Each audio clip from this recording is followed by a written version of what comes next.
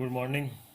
मैं आज क्वांटम यांत्रिकी की यानी क्वांटम केमिस्ट्री की नेक्स्ट क्लास ले रहा हूँ, जिसमें कि अ, मैं आपको एक विमीय बॉक्स में कण के तरंग फलन और ऊर्जा के निकालने का तरीका बताऊंगा।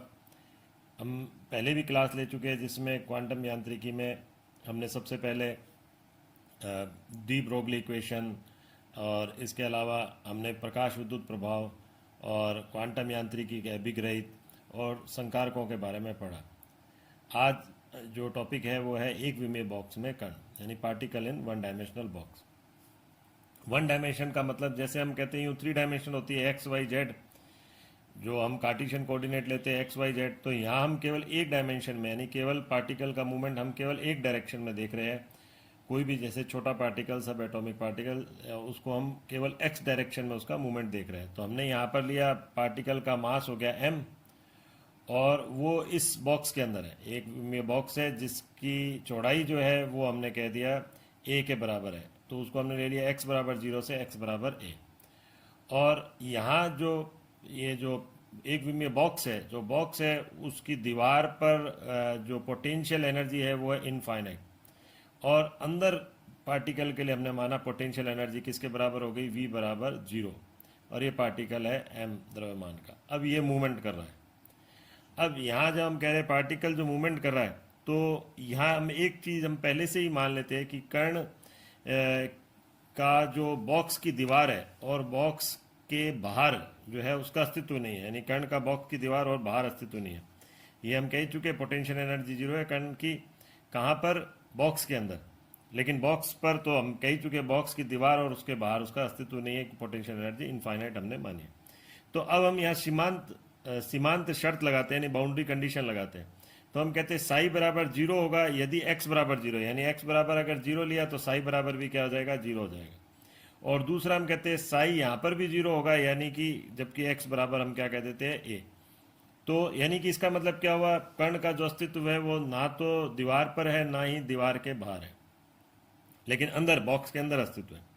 तो अब इसमें हम लेंगे श्रोडिंगर इक्वेशन। श्रोडिंगर इक्वेशन हमें पता है del square psi by del X square, del square psi by del Y square, del square psi by del Z square plus 8 pi square M by H square E minus V psi बराबर 0। ये Schrodinger equation हमने लिखी है। अब करना क्या है हमें? अब हमें करना क्या है, इस पर पहले हमने वापस से एक बार इसको लिख दी श्रोडिंगर इक्वेशन इस तरीके से।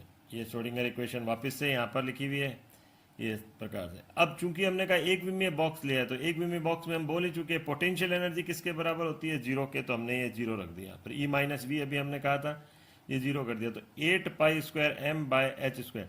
अब चूंकि एक विमीय है तो हमने क्या कर दिया, वाई और जेड को भी हमने यहाँ पर नहीं रखा, यानी वाई और जेड को भी हमने 0 के एक तरह से बराबर मान लिया है। उसको नेग्लीफाई मान लिया, यानी उसको हम नहीं लेंगे, क्योंकि वाई और जेड हम अक्ष नहीं ले रहे, केवल एक्स अक्ष ले रहे। तो अब उसको जब हमने उसको फिर ऐसी स्थिति में पार्शियल डिफरेंशिएशन लिखने की जरूरत नहीं, हमने D square psi by D X square लिख दिया और ये बाकी वी को यहाँ पर 0 कर दिया।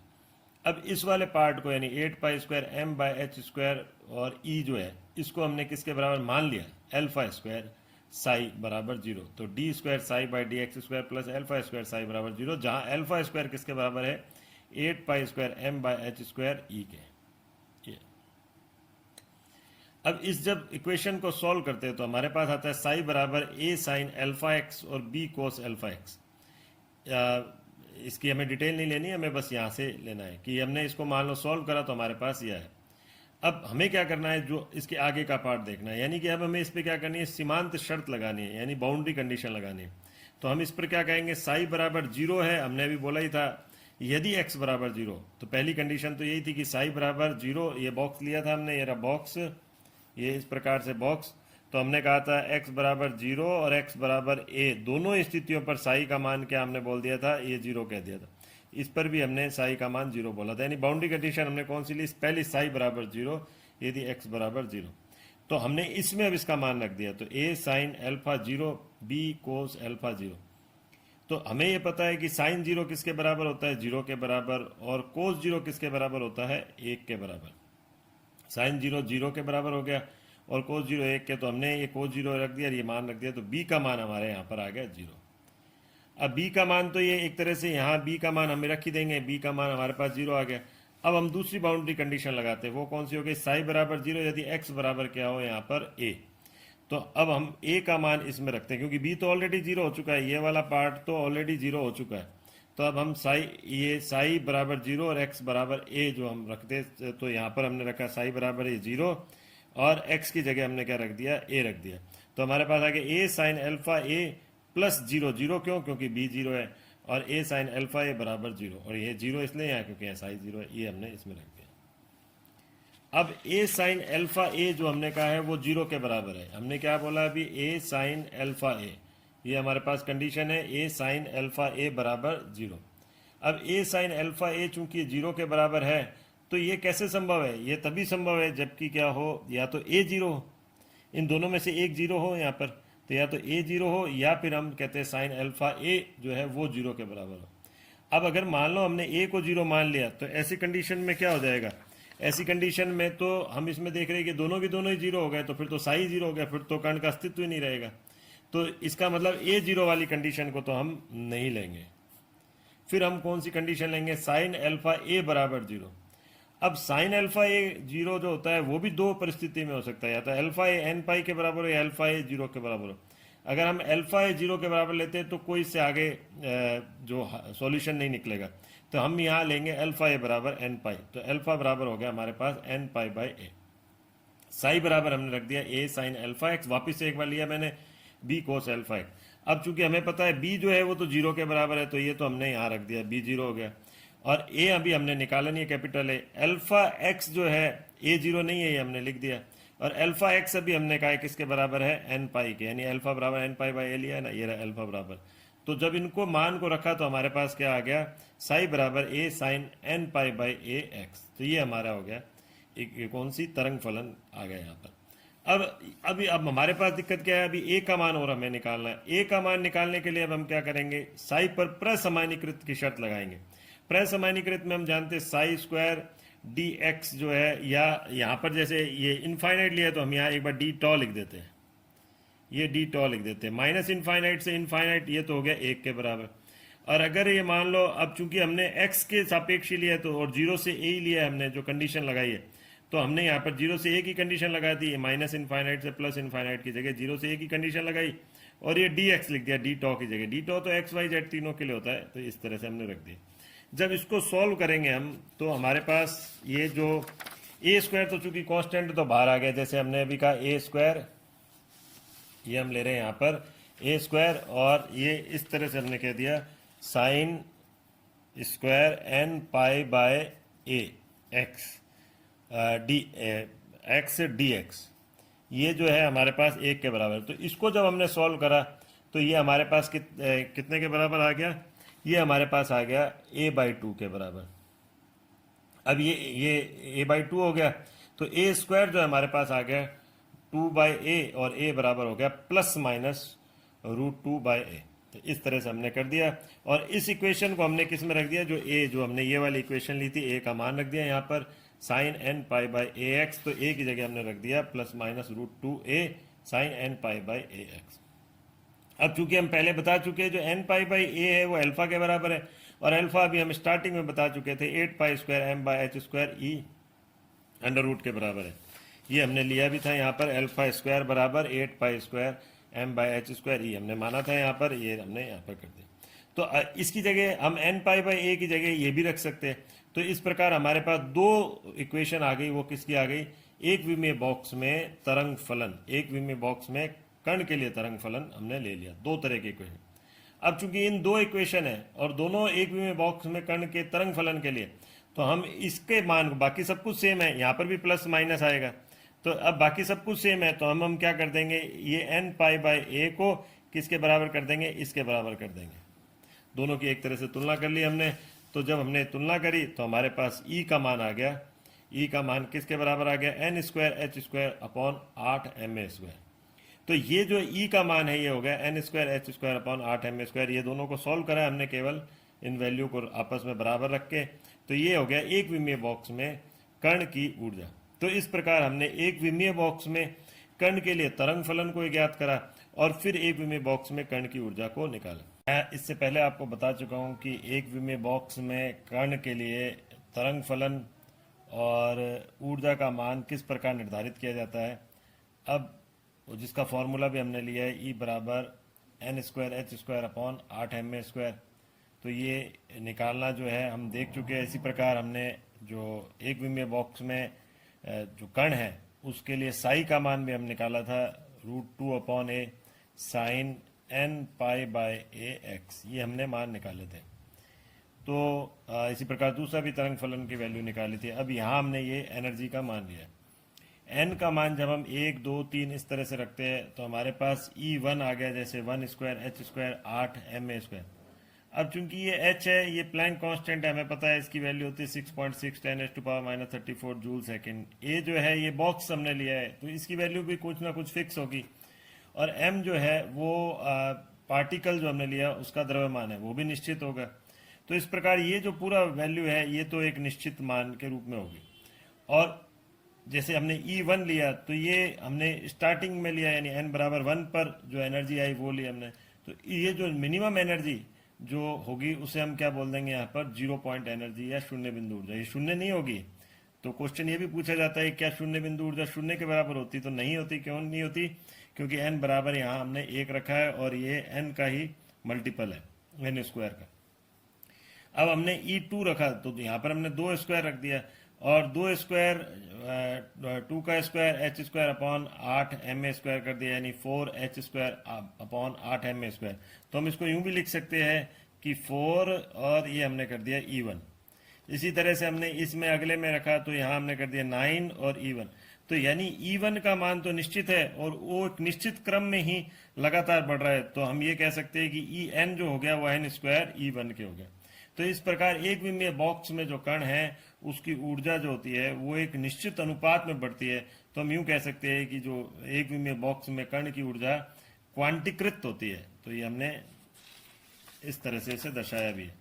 तो इस प्रकार यह कहा जा सकता है कि एक विमीय बॉक्स में कण की ऊर्जा क्वांटीकृत होती है। क्वांटीकृत का मतलब एक निश्चित मात्रा में, एक निश्चित अनुपात में वो लगातार बढ़ती है। तो हमने जैसे यहाँ हमने लिया भी है इस तरह से, तरंग फलन को हमने बताया है यहाँ। तो ये हमने करा E0 का मतलब यहाँ पर E1 हमने यूं कहा, यानी कि 0 पॉइंट एनर्जी हमने कहा है, तो H square upon 8 ma square. फिर हमने अगला रखा तो E2 आ गया, तो वो उसी प्रकार से 4E1 के बराबर हो गया। E3 हो गया वो 9E1 के। इसी तरह से वो भी एक निश्चित, अगर हमसे E4 पूछा जाएगा तो 4 स्क्वायर E1 के बराबर, यानी 16E1 होगा। 5E5 पूछा जाएगा तो वो E5 किसके बराबर हो गया, वो E4 हो गया हमारे पास, ये 4 का स्क्वायर E1। और E5 किसके बराबर हो गया, 5 का स्क्वायर यानी 25E1। तो हमें पता है कि अगर हमें E का मान दिया है तो हम बस n स्क्वायर से उसको मल्टीप्लाई करके ये डिफरेंट एनर्जी के मान एक विमीय बॉक्स में कण के लिए निकाल सकते हैं। तो इस प्रकार ये ऊर्जा क्या होती है, क्वांटीकृत होती है। इस तरह से निश्चित अनुपात में बढ़ना है। यहाँ हमने साई लिया और ये साई स्क्वायर के लिए लिया। तो साई हमें पता है पॉजिटिव और नेगेटिव होता है, तो ये इस तरह से आया पहले। दूसरी बार जो मूवमेंट होगा वो पार्टिकल का इस तरह से वेव के रूप में होगा। फिर जो E3 वाली स्थिति में उसका ये होगा, तो यहाँ पर 1 नोड होगा, यहाँ 2 नोड होंगे, फिर 3 नोड होंगे, फिर 4 होंगे। यानी अगर En है तो उसमें कितने नोड हो जाएंगे, n-1 नोड होंगे, क्योंकि 2 में कितने हो गए यहाँ पर 1 नोड, 3 में कितने हो गए 2 नोड, तो n में कितने हो जाएंगे n-1 नोड। नोड तो इसमें भी होंगे, लेकिन यहाँ पर जो वैल्यू है वो पॉजिटिव और नेगेटिव दोनों तरह की हो सकती है। लेकिन इस स्थिति में जो वैल्यू है वो क्या है, इस वाले में वो केवल पॉजिटिव वैल्यू ही है, साई स्क्वायर की स्थिति में।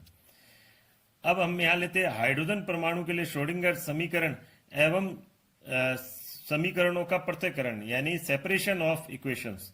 अब इसमें जो हाइड्रोजन परमाणु के बारे में हम जानते हैं कि हाइड्रोजन परमाणु किस प्रकार का होता है। तो उसमें एक नाभिक होगा और एक इलेक्ट्रॉन होगा, यानी अगर यूं देखें तो ये एक इलेक्ट्रॉन सिस्टम है, या हम कह सकते हैं 2 पार्टिकल सिस्टम है। इसमें यानी 2 पार्टिकल होंगे, एक नाभिक होगा और दूसरा कौन सा होगा, इलेक्ट्रॉन। तो नाभिक का चार्ज हमने कह दिया +ZE और इलेक्ट्रॉन का चार्ज हो गया -E। और मान लो नाभिक का हमने मास कह दिया Mn, तो इसका हमने कह दिया Me।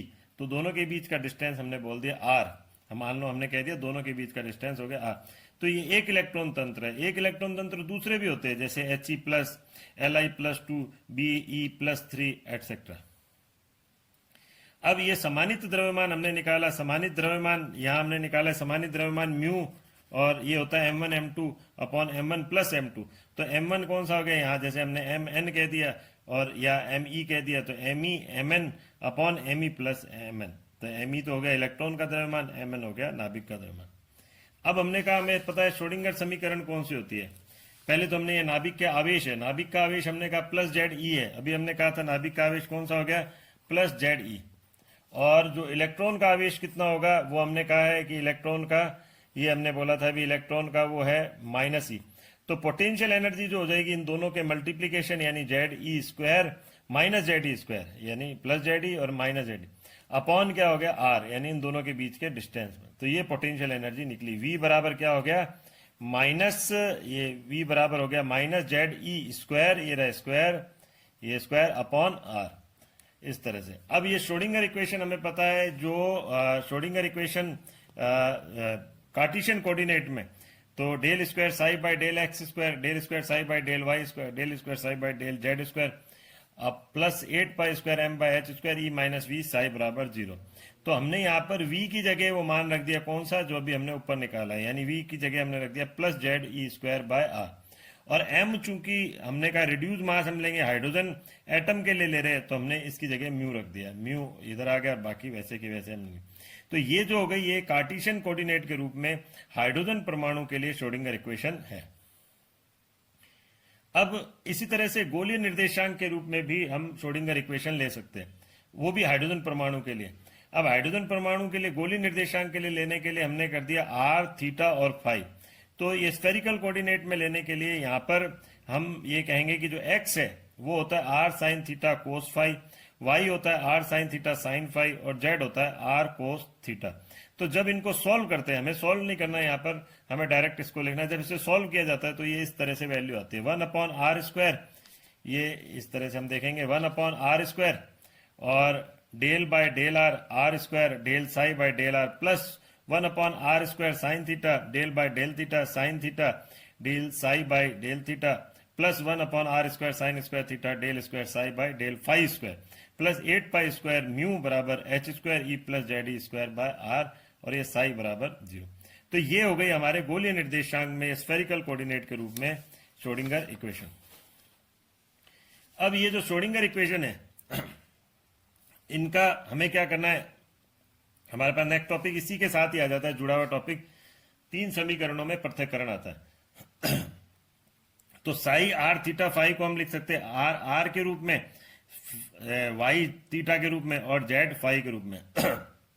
जब इनको सॉल्व करते हैं तो हमारे मैथमेटिकल डेरिवेशन नहीं है, तो ये 3 तरह की इक्वेशन हमें प्राप्त होती है। एक होती है फाई इक्वेशन, एक होती है रेडियल इक्वेशन और एक होती है थीटा इक्वेशन। क्योंकि 3 ही हमने कोऑर्डिनेट लिए, जो एक्स वाई जेड की जगह अब 3 कोऑर्डिनेट हो गए, कौन से, फाई आर और थीटा। तो इसमें हमने हमारे पास ये इक्वेशन आई जो फाई इक्वेशन में, इसमें इस तरह से इक्वेशन आई है, ये हो गई आर समीकरण हो गई और ये थीटा समीकरण ये आई। अब यहाँ जो एक बीटा की वैल्यू लिखी हुई है तो बीटा हमने इसके बराबर करा है, ये हमें ध्यान रखना पड़ेगा। अब ये जो 3 इक्वेशन है, इन 3 इक्वेशन से है जो 3 क्वांटम नंबर यहाँ पर निकलते हैं। एक होता है चुंबकीय क्वांटम संख्या, ये रहा m, दूसरा होता है द्विगंशी क्वांटम संख्या l और एक होता है मुख्य क्वांटम संख्या n। स्पिन क्वांटम संख्या, चक्रण क्वांटम संख्या की बात यहाँ पर नहीं करेंगे। तो फाई समीकरण से m का मान निकलता है, ये रहा फाई समीकरण कौन सी हो गई, ये वाली, इससे m का मान निकलता है। m मतलब चुंबकीय क्वांटम संख्या। इसको जब सॉल्व करते हैं थीटा इक्वेशन को जब सॉल्व करते हैं तो उससे हमारे पास l और m यानी एजिमुथल क्वांटम नंबर और मैग्नेटिक क्वांटम संख्या दोनों निकलती है। और तीसरा जो रेडियल इक्वेशन यानी r इक्वेशन को सॉल्व करते हैं तो हमारे पास मुख्य क्वांटम संख्या यानी n का मान निकलता है। अब ये क्वांटम संख्याएं जो है और प्लस एक चक्रण क्वांटम संख्या, ये 4 मुख्य क्वांटम संख्या क्या बताती है, परमाणु के चारों ओर इलेक्ट्रॉन की स्थिति को, जिसकी हम डिटेल अगली क्लास में देखेंगे। तो अभी हमने केवल ये देखा है कि एक विमीय बॉक्स में जो कण है उसकी ऊर्जा का निर्धारण किस प्रकार किया जाता है, तरंग फलन किस प्रकार ज्ञात किया जाता है, और फिर हाइड्रोजन परमाणु के लिए किस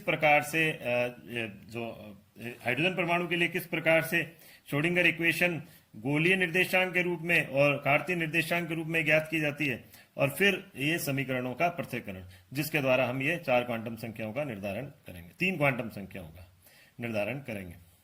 तो नेक्स्ट क्लास में हम लेंगे क्वांटम संख्याएं और उनका महत्व। आज के लिए इतना ही। Thank you.